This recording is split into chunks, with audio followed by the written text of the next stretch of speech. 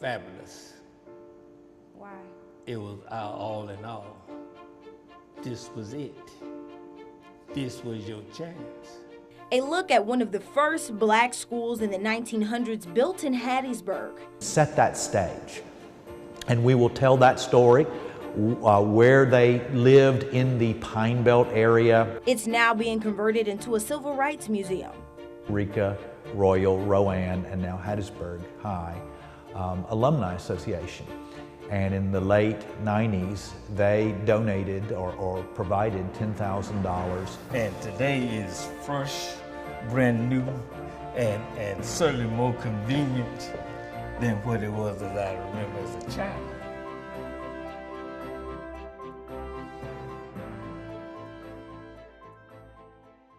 And yet, in any construction project, certain things have to occur in a proper sequence. The Mississippi Department of Archives and History identifies Eureka School as one of the first brick schools built in the state. That was back in 1900s for African Americans. And today, millions are being spent to renovate Eureka School to store history in a civil rights museum. You can't put your walls back in until you've made sure all the wiring and the plumbing and all of that is in place. Rick Taylor, executive director of the Hattiesburg Convention Commission, is one of the many who helped in planning the renovation of Eureka School.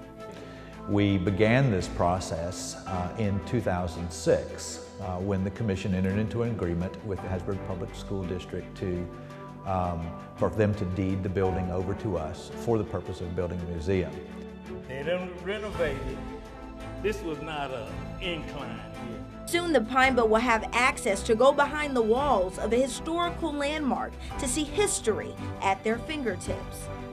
At the end of each school year, each class, all except seniors, had to give a school closing program, a play or something, and they always held it in this auditorium. Charles J. Brown.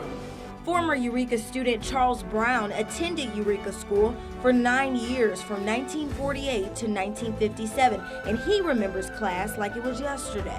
Each class in this area, you stayed in one class where you had all your reading, writing, science, math, all with the same teacher. But was the home economist building, and where young ladies learned homemade skills.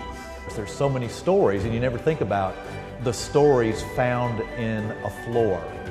But within this building, we see in the floor where the children sat and rubbed their feet. We see the original wood of the hallways. Years before, a tornado whipped through the Pine Belt, leaving Eureka at its worst. That was in February 2013, and it delayed work for a year.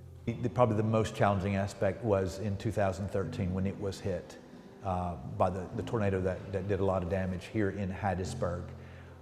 And this building it was the worst weather incident in the history of this building. It was 3. They done renovated. This was not an incline here. Today, community members remember Eureka as a pillar in the community. Having a school of this nature in this particular community that was a thriving business mecca. Get your education.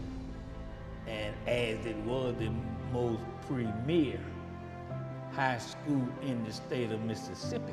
Very hard for the African American community, but we look at the results of that now and we know that progress has been made, and we want to not forget how hard it was for others and what they went through so the future would not have as much difficulty.